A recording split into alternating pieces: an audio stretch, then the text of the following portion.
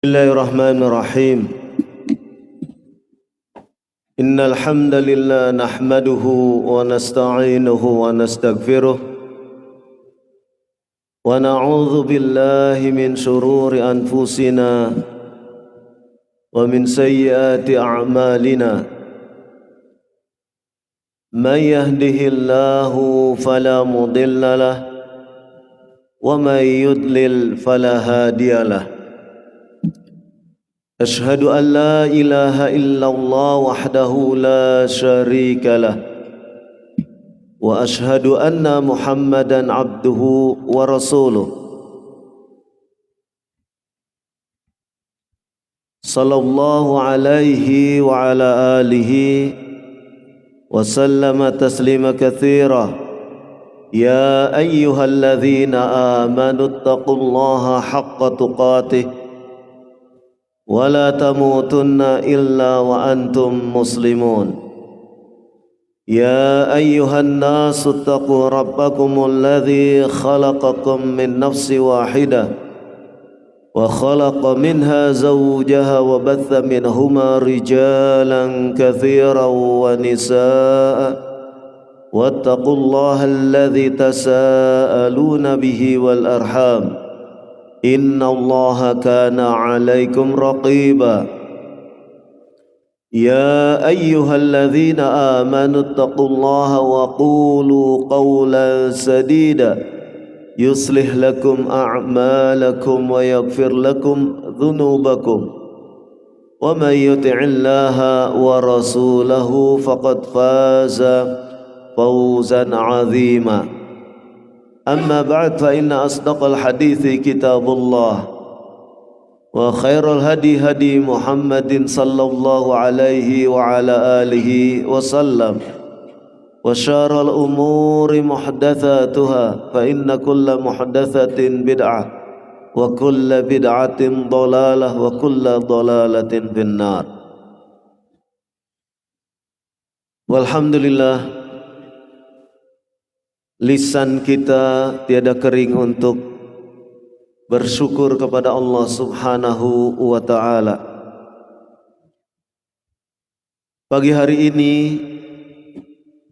kita memulai aktivitas pembahasan terkait dengan masalah pendidikan.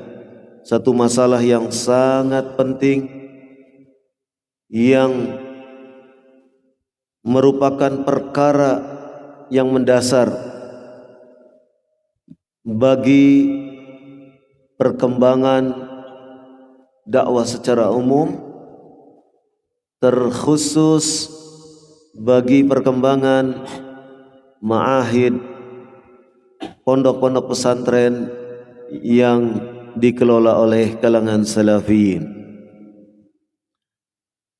Masalah pendidikan ini adalah masalah yang sangat mendasar, dan dari tahun ke tahun masalah pendidikan ini akan senantiasa muncul permasalahan. Mengapa demikian? Karena pendidikan itu sesuatu yang dinamis. Ia akan mengikuti laju perkembangan zaman. Namun demikian, masalah pendidikan ada dasar pijak ataupun fondasi yang tidak akan berubah seiring dengan laju perkembangan zaman tersebut. Maka kita perhatikan di antara komponen-komponen agar pendidikan itu bisa berhasil, ba'dallah tentunya, maka kita memerlukan, yang pertama memerlukan bi'ah, lingkungan, di mana pendidikan tersebut kita galakkan, kita rintis. Lingkungan sangat mendukung sekali. Seperti lingkungan masyarakat.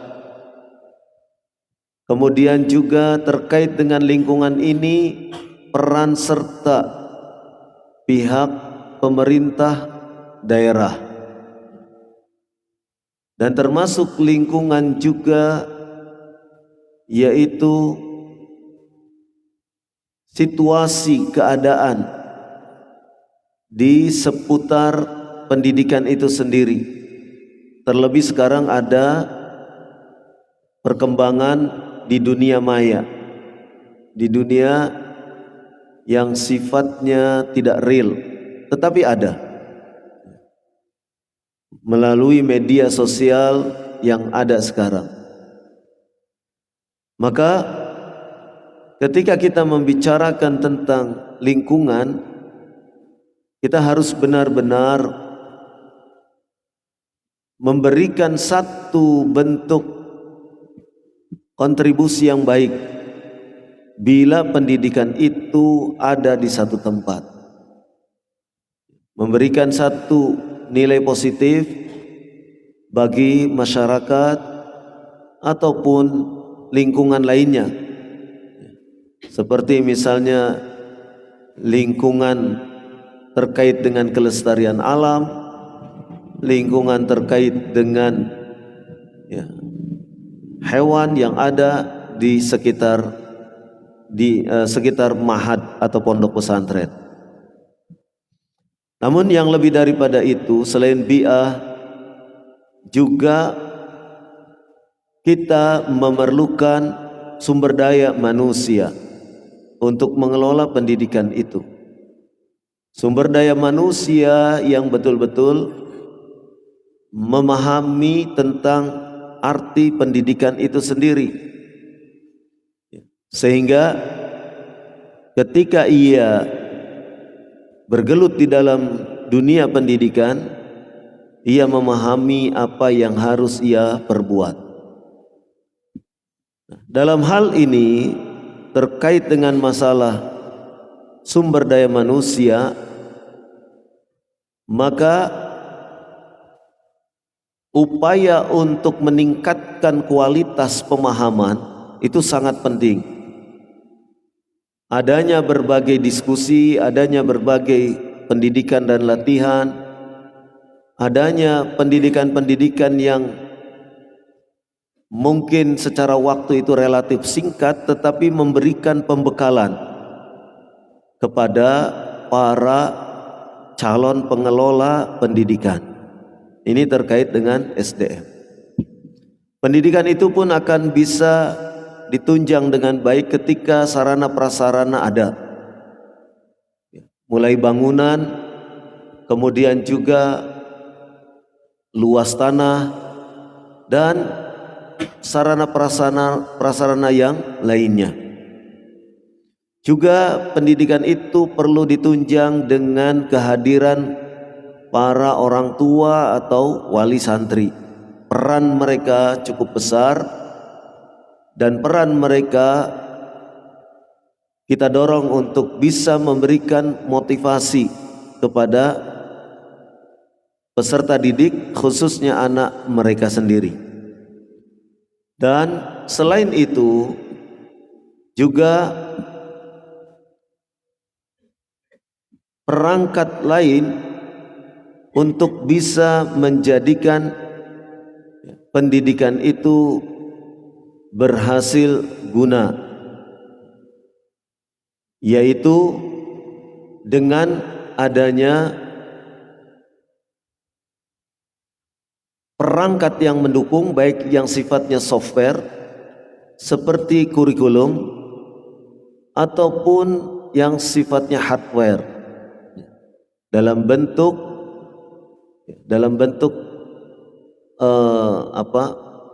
perangkat keras. Kurikulum, perangkat keras diantaranya adalah kitab, buku yang akan menunjang dari pendidikan itu sendiri. Nah, terkait dengan itu kita akan membicarakan tentang manajemen pendidikan ini dimulai dari keadaan sumber daya manusia, dalam hal ini pendidik.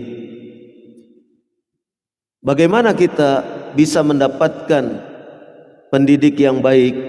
Yang pertama, secara umum profil pendidik itu ia mampu merancang, melaksanakan kegiatan belajar mengajar.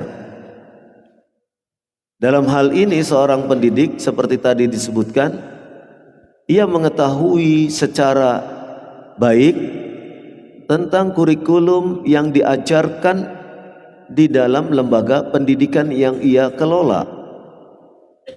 Sehingga dengan kurikulum yang ia pahami, yang ia rancang, ia bisa melaksanakan kegiatan belajar mengajar secara baik pula berdasarkan kurikulum yang telah disusun.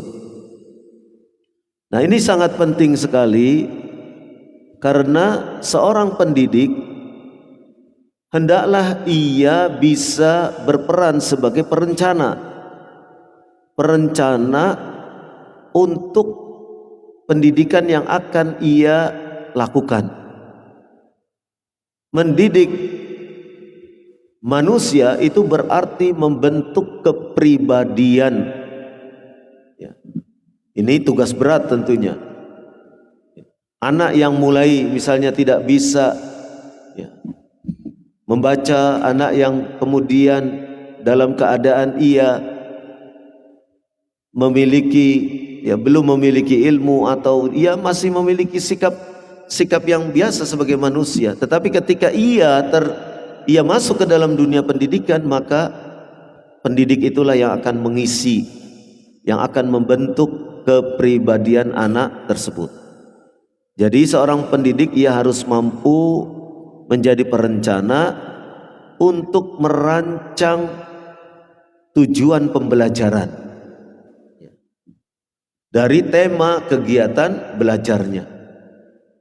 Misal ia merancang tujuan pembelajaran, misal dalam pelajaran akidah misalkan.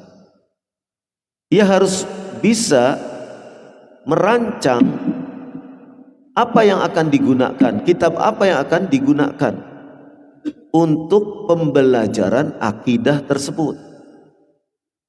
Dan tentu tidak satu kitab, ada beberapa kitab rujukan lainnya. Maka ia kemudian merancang, membuat tema. Jadi pelajarannya akidah. Kemudian temanya apa saja? Nah, di situ seorang pendidik harus bisa membuat perencanaan. Misalkan ini ada anak masuk ke lembaga pendidikan dia. Maka sebagai seorang pendidik, ia ingin merancang anak ini dalam hal akidah, dia harus memahami tentang, misalnya tentang al-imanu billah, tentang keimanan kepada Allah. Maka ia harus merancang pembelajaran untuk anak ini terkait dengan keimanan kepada Allah Subhanahu wa ta'ala. Nah, pendidik akan mencari referensi, mencari rujukan untuk bisa menopang kegiatan belajar mengajar yang membahas tema tentang iman kepada Allah. Maka sudah dapat satu tema. Kemudian pelajaran iman kepada Allah ini sudah ada, buku panduannya atau rujukannya sudah ada, kemudian poin-poinnya apa saja, misalkan misalkan terkait dengan tauhid dan lain sebagainya, itu apa saja. Nah, kemudian ia sebagai perancang pendidikan, ia akan menentukan satu tema ini berapa lama diajarkan. Satu tema itu berapa lama ia ajarkan. Ya, jangan satu tema satu semester baru selesai, misalkan. Ya, sehingga tema-tema lainnya yang semestinya itu bisa diperoleh oleh anak didik tidak bisa terkejar atau tidak bisa disampaikan. Ya, jadi disusun, misalkan tema beriman kepada Allah, yang kedua tema beriman kepada para malaikat dan seterusnya. Intinya arkanul iman misalnya. Nah, arkanul iman ada berapa poin? Nah, untuk membahas arkanul iman, apakah perlu satu semester? Apakah setengah semester? Itu pendidik yang merancang. Disitulah pentingnya peran kurikulum, penyusunan kurikulum. Ya, dari kurikulum itulah nanti akan diketahui bahwasannya pembahasan tentang masalah keimanan ini diselesaikan dengan misalkan dengan satu semester misalkan 6 bulan, ya kan, satu semester 6 bulan. Jadi satu tema berarti 1 bulan harus selesai, ya. Berarti satu tema 1 bulan harus selesai. Tetapi 6 bulan itu kan tidak semuanya full belajar. Tidak semuanya 6 bulan itu bisa digunakan untuk belajar. Kenapa? Ya, karena bisa saja ya, dalam 6 bulan itu nanti ada evaluasi. Evaluasi itu bentuknya apa? Bentuknya ujian harian. Ujian harian itu fungsinya untuk apa? Untuk mengetahui ya, pembelajaran yang selama ini dilakukan, materi ajar yang disampaikan itu sudah difahami atau belum. Itu tugas atau fungsi daripada ujian harian. Sehingga ustadz atau pemateri atau guru dalam hal ini nanti akan mengetahui, oh anak sudah paham. Apa buktinya? Buktinya ketika diberi pertanyaan ini dia bisa menjawab, dan dari jawaban-jawaban yang diberikan dia nilainya bagus, 8, 9, 10 bahkan. Sehingga dengan demikian untuk materi iman kepada Allah misalnya, anak sudah memahami. Dari mana kita menemukan bahwasanya anak sudah memahami? Dari ujian harian yang dilakukan oleh guru pengajarnya. Nah, itu diantaranya rancangan pendidikan yang dilakukan, rancangan kegiatan belajar mengajar yang dilakukan oleh seorang pendidik. Artinya secara keilmuan pembelajaran atau materi pembelajaran bisa diurutkan sesuai dengan tingkat kebutuhan ataupun tingkat keperluan dari pembelajaran itu sendiri. Ya. Contoh lain misalnya, kalau misalnya tidak terkait keimanan, misalnya untuk pembelajaran akidah menggunakan buku Ushulus Salasah misalnya. Buku Ushulus Salasah ada berapa halaman? Misalkan taruh 40 halaman. 40 halaman dalam kurikulum ya. Untuk materi akidah berapa kali pertemuan? Berapa kali pertemuan? Misal 8 kali pertemuan. Ya, 8 kali pertemuan. Nah, buku tebalnya 40 halaman.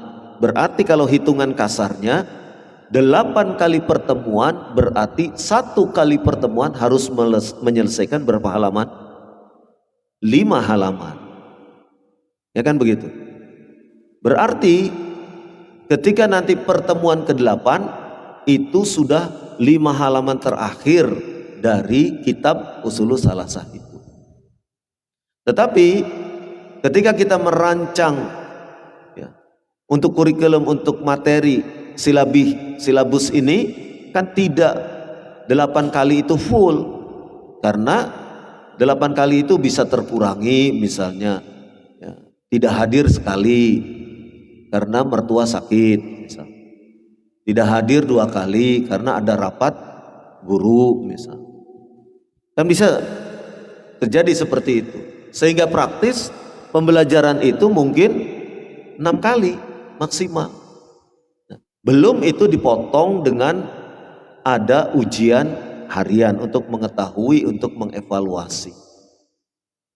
Jadi hal-hal yang seperti ini perlu direncanakan secara matang, sehingga ketika ia mengajar, targetnya berapa halaman ia harus bisa menyelesaikan. Dan target sekian halaman itu tentunya nanti akan diuji dengan ujian harian. Apakah 5 halaman sekali pertemuan itu difahami oleh anak ataukah tidak? Itu nanti melalui ujian-ujian. Apakah ujian itu per bab atau ujian itu setelah 2 bab kemudian ada ujian harian atau bagaimana? Intinya tugas pendidik adalah bagaimana merancang tujuan pembelajaran dan tema dari kegiatan pembelajaran itu. Tujuan mengajarkan akidah apa? Ya tentunya kita menginginkan agar kepribadian anak berakidah Islamiyah yang sahihah, memiliki kepribadian, memiliki akidah yang sahihah. Itu tujuannya diberikan pembelajaran terkait dengan akidah. Maka di dalam kurikulum, tujuan pemberian materi akidah ini adalah tujuannya untuk menanamkan faktor-faktor yang ada di dalam masalah akidah Ahlus Sunnati wal Jamaah. Apa saja misalnya? Ya banyak di situ. Nanti kita bisa memvariasikan. Jadi ketika kita menyusun kurikulum itu bisa dengan nih satu kitab ini aja yang sudah ada misalkan. Atau kita merancang materi baru. Artinya merancang materi baru itu, materi apa yang akan diberikan kepada anak, akidah dalam masalah apa ya, untuk diberikan kepada anak-anak gitu. Nah otomatis kalau membuat materi baru berarti guru bidang studi akan merujuk kepada sekian banyak kitab ya.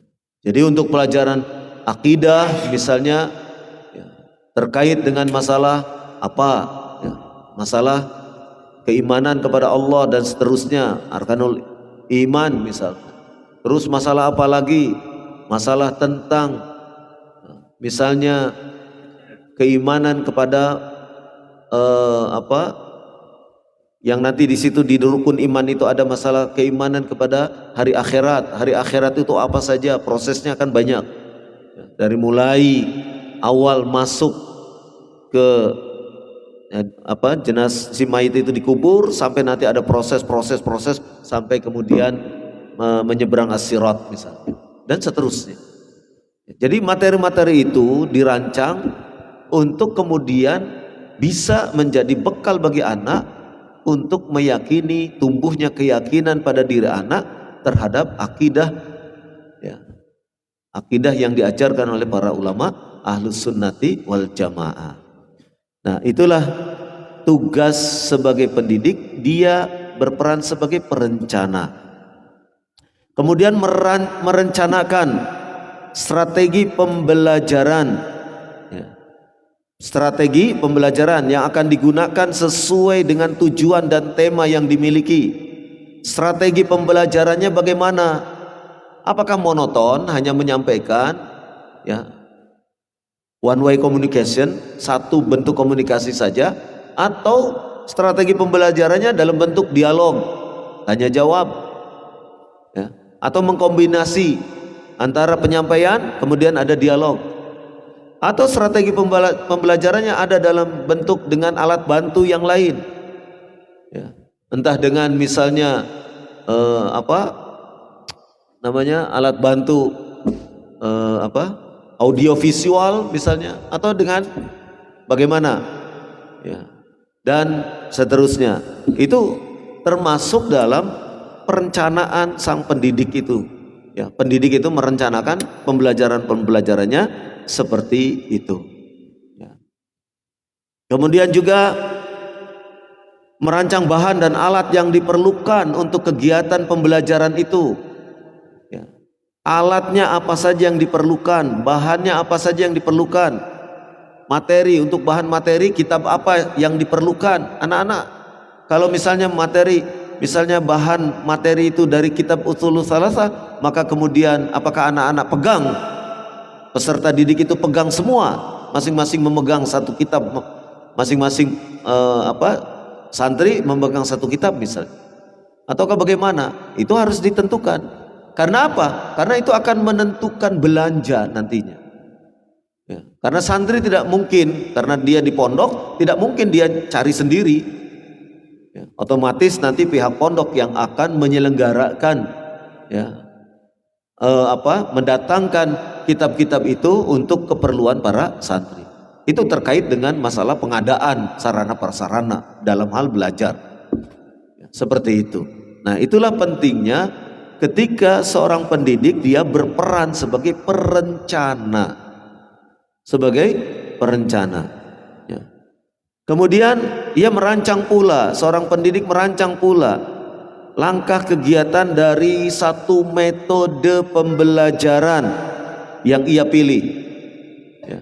Misalnya metode pembelajaran yang ia pilih ada 3. Satu, penyampaian secara monolog, artinya dia yang menyampaikan. Yang kedua, metode dialog, ada tanya jawab.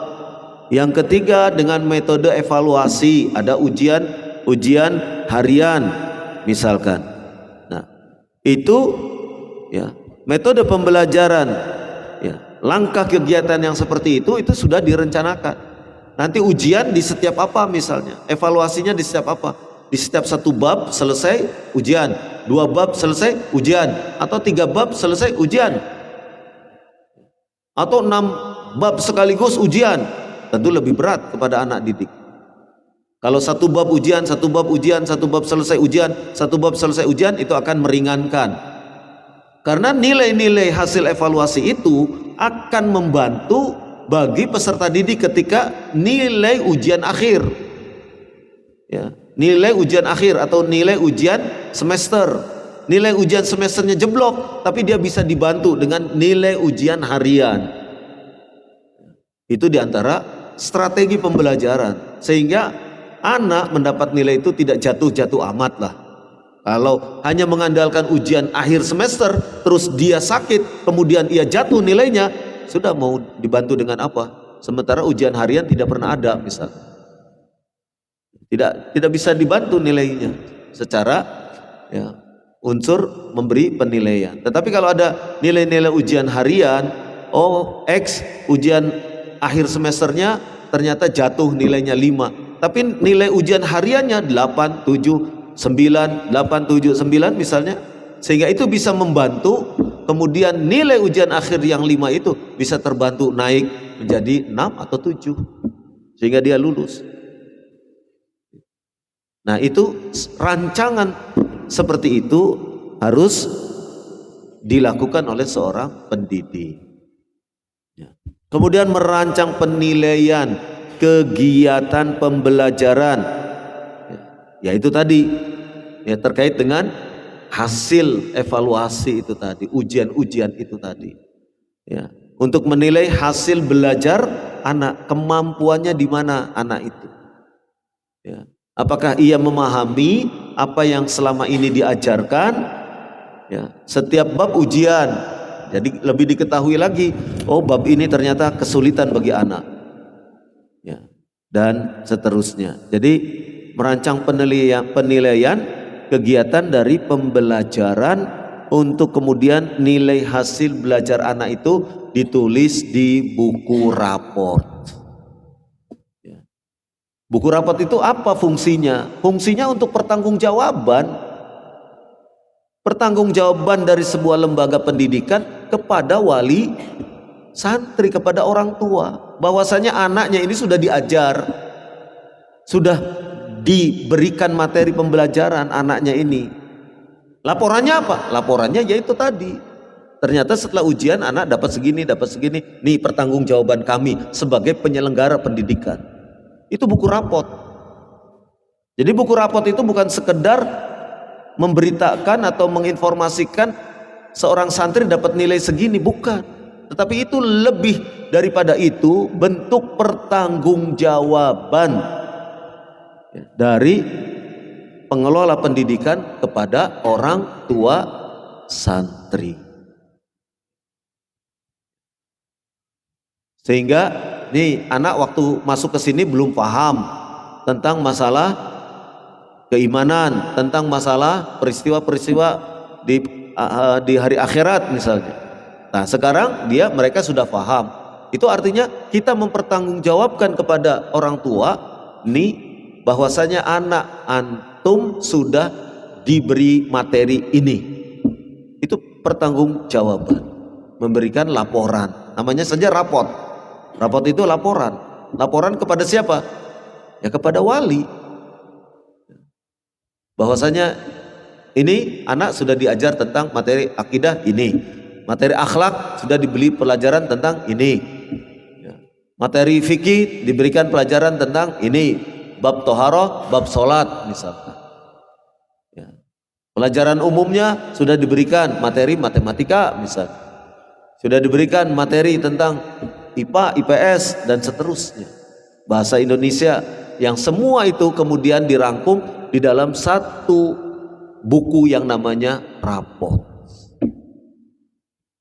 Jadi pertanggungjawaban dari lembaga pendidikan kepada para wali. Wali itu kan mengamanahkan kepada kita untuk anaknya itu diajari. Itulah kemudian kita membuat rapot sebagai laporan pertanggungjawaban. Nah, jadi pendidik harus bisa melakukan upaya-upaya merancang, merencanakan apa yang akan ia lakukan kepada peserta didiknya. Kemudian seorang pendidik juga ia berperan sebagai pelaksana, yaitu melaksanakan kegiatan pembelajaran di lembaga pendidikan di mana ia berada. Ya. Jadi untuk pelaksanaan kegiatan belajar mengajar, seorang pendidik yang pertama dia berada di kelas, misalkan dia membuka kelas, memanage kelas yang tadinya ribut diminta untuk diam, kemudian pelajaran dimulai sampai akhir pelajaran. Kemudian pendidik melakukan kegiatan, melaksanakan kegiatan inti pembelajaran, menyampaikan materi apa, pertemuan ketiga materi apa yang harus disampaikan, pertemuan keempat materi apa yang harus disampaikan, pertemuan kelima materi apa yang harus disampaikan, pertemuan keenam materi apa yang harus disampaikan, sampai akhirnya satu kurikulum itu dalam satu semester selesai. Itu sebagai pelaksana. Seorang pendidik dia sebagai pelaksana. Saya sudah mengajarkan materi akhlak sekian pertemuan ini, materinya ini, bab ini, bab ini, bab ini, bab ini, bab ini, semuanya selesai sesuai dengan target. Jadi ada targetnya. Nah, ini kalau tidak ada kurikulum payah. Ini satu kitab selesai untuk satu semester, artinya 6 bulan, baru 2 bulan sudah habis materinya. Bingung, 4 bulan lagi ngajar apa ya? Materi apa ini yang harus diajarkan? Nah, loh kok materi apa yang harus diajarkan? Kan itu sudah ada kurikulumnya. Itu kalau tidak ada perencanaan, tidak ada kurikulum, itu akan kebingungan. Nah, disitulah pentingnya seorang pendidik itu ia menjadi perancang, perencana, ia seorang pelaksana sekaligus. Menyusun kurikulumnya, ya, materi akhlak ini tentang apa saja misalnya. Akhlak kepada Allah sebagai Rabb, akhlak kepada orang tua, akhlak kepada sesama manusia, akhlak kepada hewan, tumbuhan dan seterusnya. Mungkin bisa dirancang sehingga anak itu memahami, ya, mendapatkan ilmu bagaimana ia harus berbuat, bagaimana ia harus memiliki akhlak, ya, ketika misalnya di hadapan manusia yang lainnya. Nah, itu semua dirancang di dalam kurikulum, kemudian menjadi silabus untuk kemudian dilaksanakan. Ya, pelaksanaannya siapa? Pendidik, karena pendidik merangkap sebagai pelaksana. Kemudian ketika di kelas, pendidik itu juga yang menutup. Sampai di sini pertemuan kita. Ya, insya Allah akan dilanjutkan pada pertemuan yang akan datang. Kalau misalnya dalam sepekan 1 kali pertemuan, maka pertemuan hari berikutnya kita akan membahas tentang masalah ini. Kenapa dia bisa menyebutkan membahas masalah ini? Karena di dalam rancangan kurikulum sudah ada.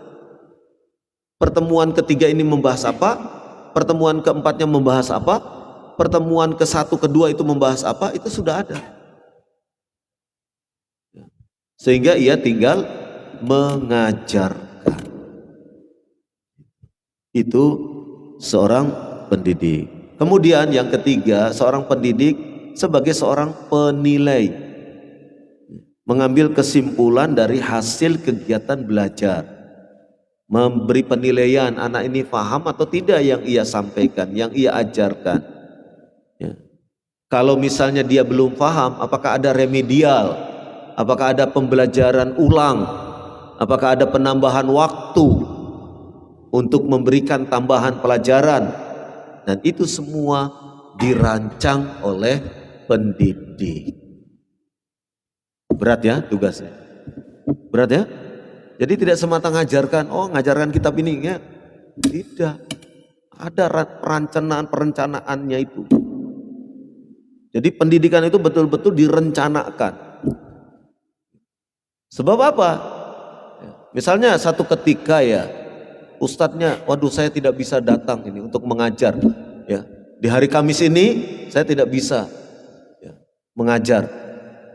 Itu harus ada, ia merancang kalau sampai tidak hadir, materi apa yang akan diberikan, ya, atau mau mengulang materi yang kemarin, misalkan, itu harus ia rencanakan. Kalau ada maktabah misalnya, materi yang kemarin, misalnya pekan ini hari Kamis, materi hari Kamis yang pekan lalu mengajarkan tentang, misalkan, tentang peristiwa-peristiwa di alam akhirat, misal ya, ini contoh. Peristiwa-peristiwa di alam akhirat dari mulai alam kubur, kemudian yaumul ba'ats, dibangkitkannya manusia dari kubur, kemudian yaumul hisab, dihisab dan seterusnya, proses alam akhirat misalkan. Nah, ketika materi itu sudah diajarkan pada hari Kamis pekan lalu, misal. Nah, pada hari Kamis hari ini, ya, ustadznya berhalangan hadir. Apa yang akan dilakukan? Anak dibiarkan kosong, tidak ada kegiatan, dibiarkan ribut di kelas misalnya, kan tidak. Kita sebagai pendidik harus punya rancangan, harus punya perencanaan. Kalau kosong, maka ini alternatifnya. Apa alternatifnya? Masukkan anak-anak ke maktabah, suruh buat tulisan tentang apa yang terjadi ketika di alam akhirat. Buat tulisan. Nah, artinya itu alternatif untuk apa? Menjaga jangan sampai peserta didik kosong, tidak ada kegiatan belajar mengajar.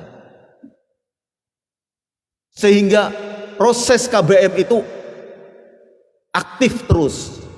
Proses KBM itu terus berlangsung. Tidak ada guru bisa berlangsung. Nah, itu diantara fungsi maktabah. Enak kan? Nanti sering bolos nggak apa-apa gurunya, masukin aja terus ke maktabah. Suruh bikin karya tulis, suruh bikin karya tulis, suruh bikin karya tulis. Nah, itu diantaranya sebagai seorang pendidik membuat rancangan pendidikan seperti itu, sehingga dalam keadaan darurat sekalipun, misalnya nanti ada ustadz yang lain menggantikan karena berapa kali tidak akan bisa hadir, 3-4 kali misalnya tidak akan hadir, misalkan karena sakitnya tidak bisa ditentukan sembuhnya kapan, misalkan, ya.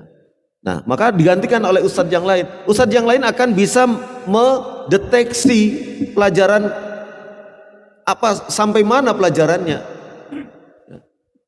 Karena apa? Sudah tersusun silabinya. Pertemuan pertama materinya ini, pertemuan kedua materinya ini, pertemuan ketiga materinya ini, pertemuan keempat materinya ini. Nah, ketika pengganti ustadz ini masuk di materi kelima, oh berarti yang harus diajarkan materi ini. Itu fungsi perencanaan, fungsi merancang, ya, seorang pendidik. Itulah fungsi manajemen di dalam pendidikan. Sehingga kegiatan belajar mengajar tidak akan terganggu walaupun guru bidang studi itu tidak hadir atau berhalangan. Kegiatan belajar mengajar tetap bisa berlangsung. Ima digantikan, ya, guru bidang studinya, atau anak itu diberi tugas. Santri itu diberi tugas. Jadi seperti itu. Fungsi manajemen pendidikan yang diantaranya membuat perencanaan, membuat satu bentuk rancangan untuk kegiatan belajar mengajar. Siapa yang bertugas itu? Ya pendidik. Ya, pendidik itu siapa? Ya kalau di ma'had ya ustadz, ya, beserta asatidzah yang lainnya. Begitu. Jadi itu sebagai tugas pendidik. Kemudian sebagai pendidik, ia bisa memberi pengaruh yang positif bagi perkembangan anak didik. Ya.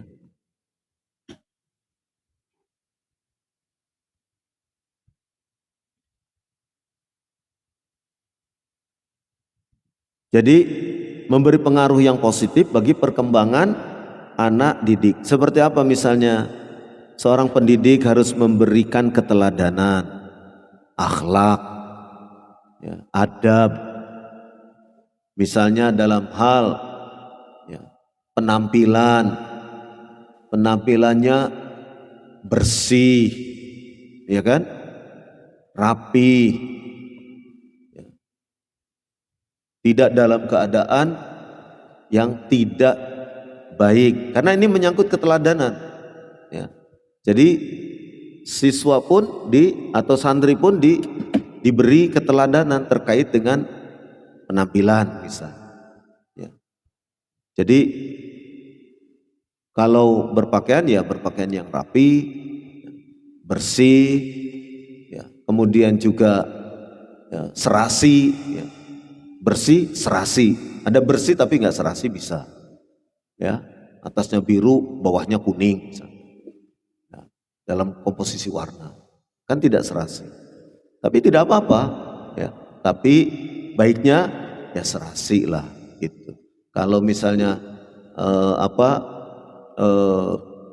ya intinya serasi lah dari sisi, ya, misalnya baju koko warna putih dipadukan dengan sarung warna apa, kan begitu ya? Itu namanya keserasian.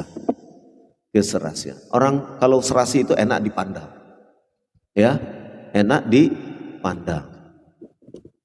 Nah itu seorang pendidik memberikan contoh yang seperti itu, ya. Contoh seperti itu.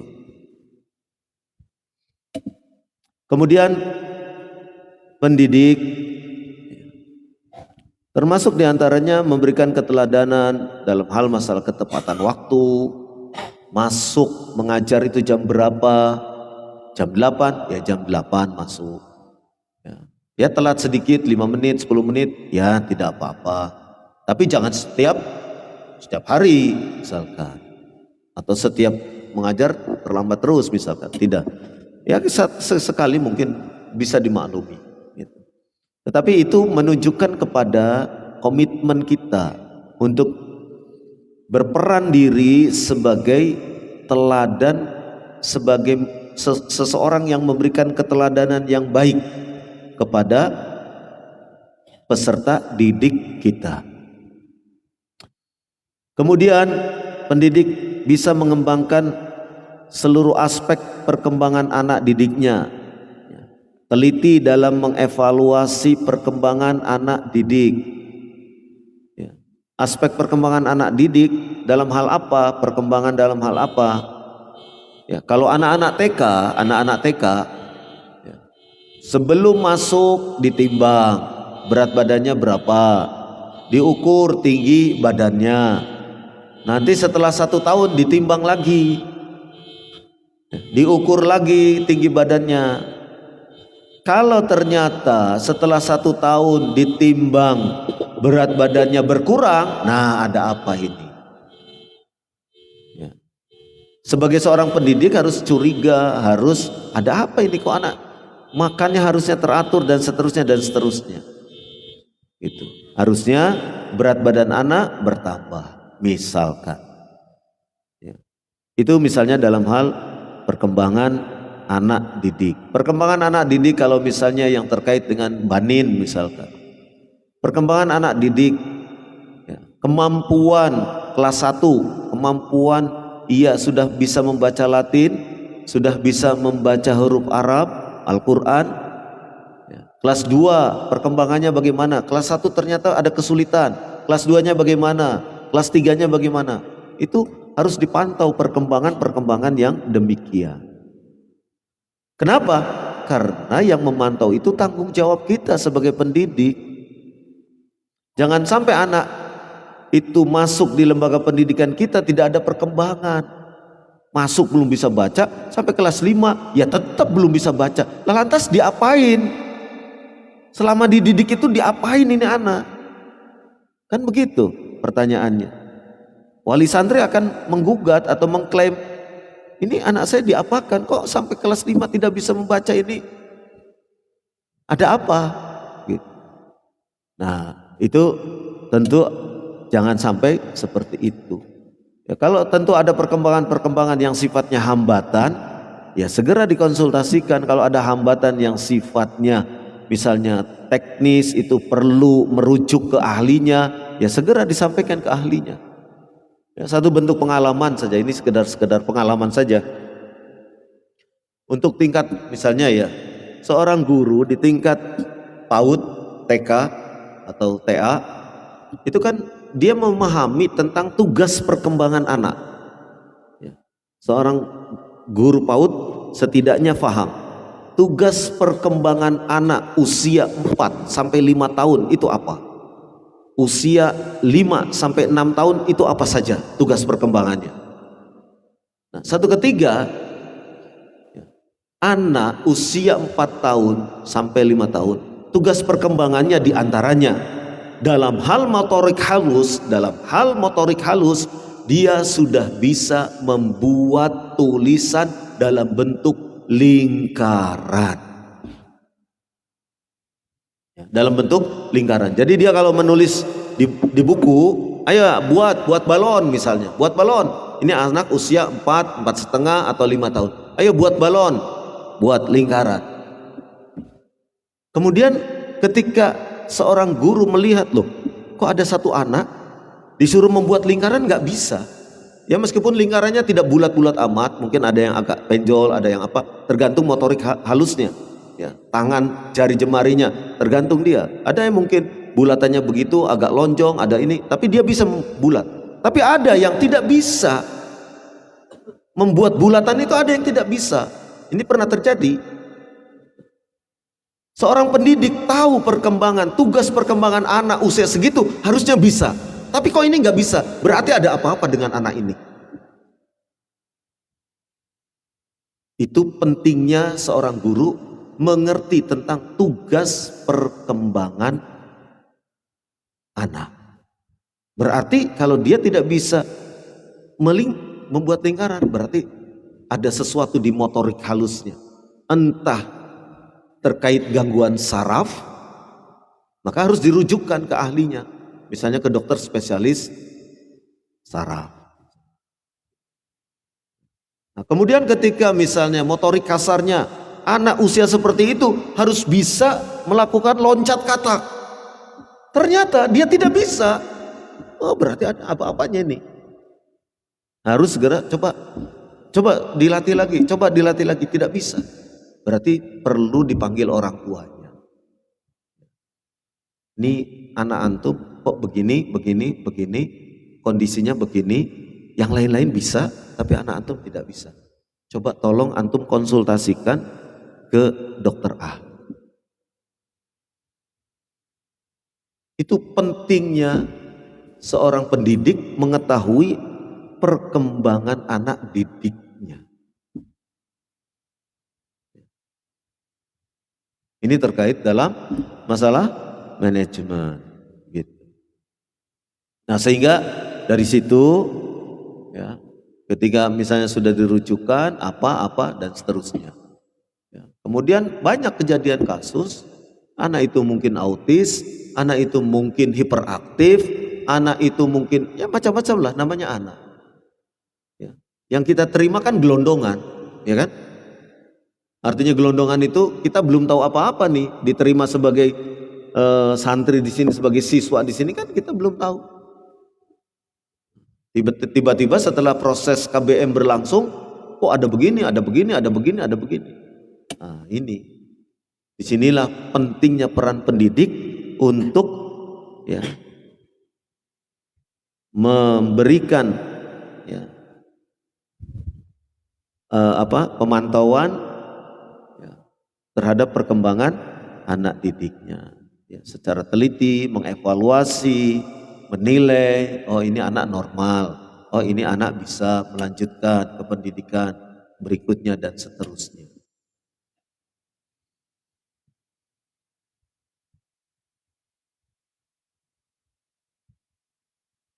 Kemudian seorang pendidik memahami ya, dan dapat menerapkan pembelajaran yang sesuai dengan perkembangan anak. Sesuai dengan perkembangan anak. Ya, kalau kelas banin usia 9, 10, 11 ya, tahun tentu akan berbeda dengan anak banin usia 7, 8 tahun. Ya, harus paham kondisinya. Jangan anak banin usia 7 tahun dikasih permainan bolanya bola kulit untuk orang dewasa. Ya tidak match, kakinya masih kecil, bisa terkilir, cedera, siapa yang bertanggung jawab?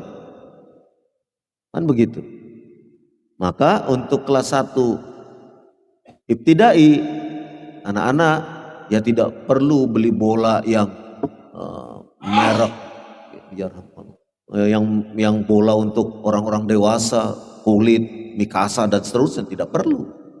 Ya, kasih aja bola plastik yang kecil-kecil itu, kan anggarannya lebih murah, lebih irit. Begitu. Jadi disesuaikan dengan perkembangan pertumbuhan dari anak itu sendiri. Ya. Kalau anak-anak itu, anak-anak misalnya kelas 1, kelas 2, ya, banin, ya, ibtidai, ya, papan tulisnya jangan terlalu tinggi, nanti disuruh ke depan, ayo tulis, nggak bisa menjangkau. Nah, jadi harus disesuaikan dengan keadaan mereka, begitu. Ya, itu sesuatu yang sifatnya praktis, teknis, tetapi perlu mendapat perhatian. Seorang guru hendaknya ia aktif, kreatif, inovatif, dan selalu memotivasi. Ya, kreatif itu apa? Ya, kreatif itu ya kalau anak sudah bosan, kira-kira apa yang harus dilakukan, begitu. Itu kreatif. Ya. Kalau anak ribut terus, kira-kira apa yang harus dilakukan, misal. Kemudian harus aktif. Aktif itu ya dia menyampaikan. Ya, jangan sampai anaknya yang aktif ribut, gurunya harus diamin aja, begitu. Jangan. Itu. Jadi seorang pendidik tidak sekedar menyampaikan bahan ajar atau materi pelajaran, ya, tetapi ia juga bisa ya, melakukan tindakan-tindakan yang akan mengubah situasi, mengubah keadaan menjadi pembelajaran yang bersemangat. Ya, pembelajaran yang bersemangat. Kemudian pendidik juga harus senang, cinta kepada anak-anak, ya. Karena bagaimanapun juga seorang pendidik ia harus benar-benar, ya, harus benar-benar menyayangi anak-anak. Ya. Tidak boleh ada kebencian, apalagi kebencian kepada salah satu santri misalnya. Wah, saya benci sekali sama dia. Terus kemudian diperlakukan tidak adil, jangan. Bukan seorang pendidik yang seperti itu. Apalagi sampai menaruh dendam. Masa dendam dengan anak didiknya? Gak level lah. Ya kan? Gak level dong. Ya. Masa itu seperti itu? Ya walaupun satu level gak boleh seperti itu. Tidak boleh seperti itu. Gitu. Kemudian juga bisa membina hubungan dengan wali santri. Orang tua dari murid itu sendiri atau dari peserta didik, coba dibina hubungan dan lain sebagainya. Ya. Kemudian seorang pendidik senantiasa menampilkan wajah yang ceria, kan itu disunahkan ya. Menunjukkan wajah yang ceria itu disunahkan, ya. Jangan masuk ke kelas wajahnya lesu, ya kan? Terus ngajar seenaknya, apalagi sambil ngantuk. Nah, kan gitu. Baca, gurunya tidur, misalkan. Enggak begitu. Tunjukkan semangat mengajar, tunjukkan semangat beraktivitas, tunjukkan semangat, wajahnya ceria, wajahnya betul-betul anak didik akan terpengaruh. Ya. Begitu juga vokal suara, apalagi anak kelas 1. Ya. Anak kelas 1 itu vokalnya harus keras. Kalau nggak keras, kalah sama suara anak-anak. Kan ribut biasanya anak kelas 1. Ya kan? Makanya guru kelas 1 itu tidak pernah ganti. Coba periksa di sekolah-sekolah SD yang umum sekalipun. Guru di kelas 1 selalu itu. Bertahun-tahun. Anaknya naik kelas, gurunya tetap tinggal kelas. Kenapa demikian? Karena untuk kelas 1 itu perlu orang khusus yang bisa memahami karakteristik anak kelas 1. Kalau dia sudah terbiasa menangani anak kelas 1, anak kelas 1 ribut, santai saja dia. Karena dia tahu bagaimana cara menaklukkan anak-anak itu. Tapi kalau gurunya ganti terus, baru ini, ribut lagi, pusing dia. Tapi kalau sudah dia mapan, menyelami kehidupan anak kelas 1, anak usia 7 tahun itu dia menyelami, insya Allah bisa dikendalikan. Coba antum survei ke sekolah-sekolah umum. Kalau guru kelas 1 itu ganti-ganti tidak setiap tahun. Coba. Pasti ada spesialis, guru kelas 1, spesialis. Karena itu orang yang hebat. Bisa menaklukkan anak-anak usia 7 tahun. Anak-anak usia 7 tahun kan baru masuk sekolah. Sedang ceria-cerianya dia. Ya. Nanti ada yang mungkin nangis, ada yang mungkin ini, itu.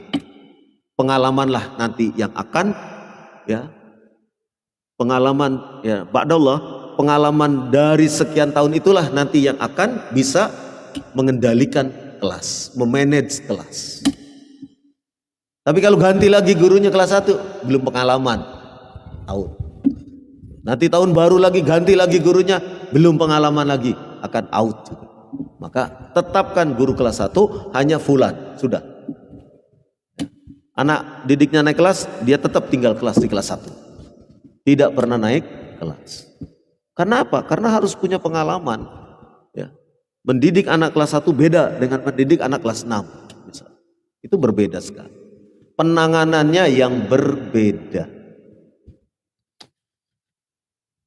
Pendidik mampu merancang pembelajaran secara keseluruhan, sudah tadi. Ya. Pendidik dapat memperhatikan perbedaan individu. Meskipun anak itu kembar, tetap ada bedanya. Di sini ada yang punya anak kembar? Coba tolong samakan. Betul-betul kembar? Pasti ada bedanya. Pasti beda. Nah, jadi seorang pendidik jangan kemudian mengatakan, kamu tuh seperti itu loh. Nah, itu tidak boleh. Kamu tuh seperti itu loh. Loh, lihat. Atau kita sebagai orang tua, lihat tuh kakakmu, contoh kakakmu. Tidak bisa. Ya. Kakak ya kakak, adik ya adik. Masing-masing punya kekurangan dan kelebihan. Tidak bisa harus sama, itu tidak bisa. Dalam hal masalah ketakwaan aja berbeda kok ya. Ketakwaan person per person, orang per orang berbeda. Makanya Allah nyatakan fattaqullah mastata'tum. Bertakwalah kalian semampu kalian. Kenapa semampu kalian? Karena masing-masing orang berbeda tingkat ketakwaannya. Maka disesuaikan dengan kemampuannya. Nah, begitu juga kita menilai anak, sesuaikan dengan kemampuannya. Jangan dipaksakan. Kakaknya mungkin cerdas sekali, sehari bisa 2 muka setoran, tapi adiknya belum tentu. Jangan disamakan. Nanti adiknya bisa jadi korban. Nah, ini yang berbahaya. Jadi betul-betul perhatikan perbedaan individu, perbedaan antara santri satu dengan santri yang lainnya.